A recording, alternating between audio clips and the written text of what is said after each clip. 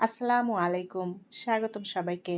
আজকে তৈরি করব বেলের শরবত। গরমের দুপুরে ঠান্ডা ঠান্ডা এই বেলের শরবত খেতে খুবই ভালো লাগে। তাছাড়া আসছে রোজায় ইফতারিতেও এই বেলের শরবত তৈরি করে নেওয়া যায়। আর স্বাস্থ্যের জন্য খুবই উপকারী এই বেলের শরবতটা। শরবতটা তৈরি করা এক্কেবারে সহজ। মাত্র ২-১টা উপকরণ দিয়ে শরবতটা তৈরি করে নেওয়া যায়। যে কেউ তৈরি করে নিতে পারবে এই বেলের শরবত। তাহলে চলুন আজকের বেলের শরবত কিভাবে তৈরি করি সেটা দেখে নেই। শরবত তৈরি করার জন্য আমি এখানে ২টা পাকা বেল নিয়েছি ছোট সাইজের। শরবতের পরিমাণ বুঝে এখানে বেল নিয়ে নিতে হবে, যে যতটা তৈরি করতে চান সেভাবে নিতে হবে বেল। আর শরবত তৈরি করার জন্য অবশ্যই পাকা দেখে বেল নিতে হবে, তাহলে এই শরবতটা খেতে ভালো লাগবে। আমি বেল ২টা ফাটিয়ে নিয়েছি। আর বেল ২টা অনেক পাকা, একদম গাছ পাকা ছিল বেল ২টা। এখন বেলের খোল থেকে বেলের নরম অংশটা আলাদা করে নেব একটা চামচ দিয়ে। বেলটা আমি একটু খেয়ে চেক করে দেখেছি, খুবই মিষ্টি বেল। আর এই মিষ্টি বেল দিয়ে শরবতটা তৈরি করলে খেতেও ভালো লাগে। আমি সম্পূর্ণ বেল তুলে নিয়েছি। এখন এর মধ্যে পরিমাণ মতো করে ঠান্ডা পানি দিয়ে দেব। বেল যে যতটা ঘন খেতে পছন্দ করেন সেভাবে পানি অ্যাড করতে হবে। যদি পাতলা খেতে চান তাহলে পানির পরিমাণ বেশি দিতে হবে। আমি বেলের শরবতটা একটু ঘন করে তৈরি করব, সেভাবে পানি দিয়েছি। এখন হাত দিয়ে এই বেলটা ভালোভাবে চটকে নেব। এতে করে বেলের মধ্যে যে আঁশ এবং বিচি আছে সেগুলো আলাদা হয়ে যাবে। খুব ভালোভাবে চটকে নিতে হবে। বেলের শরবত অনেকে অনেকভাবে তৈরি করে। আমি আজকে যেভাবে তৈরি করছি এটা খুবই সহজ, আর তৈরি করতে খুব বেশি একটা সময়ও লাগে না। আর উপকরণও লাগে একদম কম। খুব সহজেই তৈরি করে নেওয়া যায়, আর এটা যে কেউ তৈরি করে নিতে পারবে। বেলের শরবতটা শরীরের জন্য খুবই উপকারী, পেট ঠান্ডা রাখে, কোষ্ঠকাঠিন্য দূর করে। ইফতারিতে এরকম এক গ্লাস ঠান্ডা ঠান্ডা বেলের শরবত হলে নিমিষেই শরীর মন জুড়িয়ে যাবে। আমি বেল ভালোভাবে চটকে নিয়েছি, আঁশ এবং বিচি আলাদা হয়ে গিয়েছে। এখন এই বেলটা সেঁকে নেব।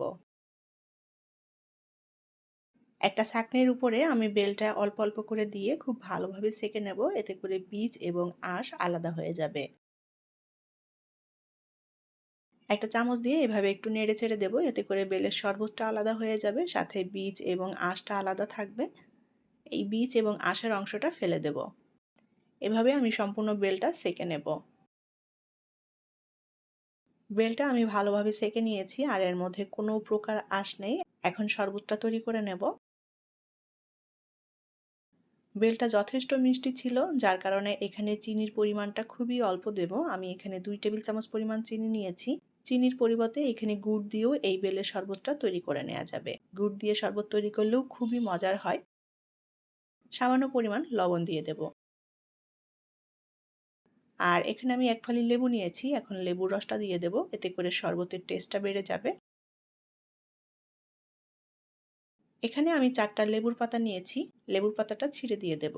শরবতের মধ্যে লেবুর পাতা দিলে খুবই সুন্দর একটা স্মেল আসে, আর খেতেও ভালো লাগে। এবার ভালোভাবে চিনিটা মিশিয়ে নেব, আর মিশিয়ে নিলেই বেলের শরবত তৈরি হয়ে যাবে।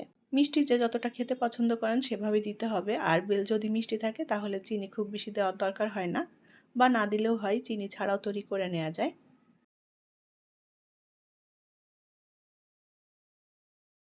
চিনি ভালোভাবে নেড়েচেড়ে মিলিয়ে নিয়েছি। বেলের শরবত তৈরি হয়ে গিয়েছে। এখন এটা পরিবেশন করব। ঠান্ডা ঠান্ডা এই বেলের শরবতটা খেতে খুবই টেস্টি এবং মজাদার হয়। খুবই হেলদি একটি ড্রিঙ্কস। গরমের সময়টাতে এরকম বেলের শরবত হলে শরীর মন নিমিষেই জুড়িয়ে যাবে। ইফতারিতে ঝটপট করে বানিয়ে নেওয়া যায় এই ঠান্ডা ঠান্ডা বেলের শরবত। সবাই ভীষণ পছন্দ করবে খেতে। আশা করছি ভালো লেগেছে আমার আজকের বেলের শরবত। আমার রেসিপিগুলো যদি আপনাদের কাছে ভালো লেগে থাকে তাহলে প্লিজ লাইক, কমেন্ট এবং শেয়ার করবেন।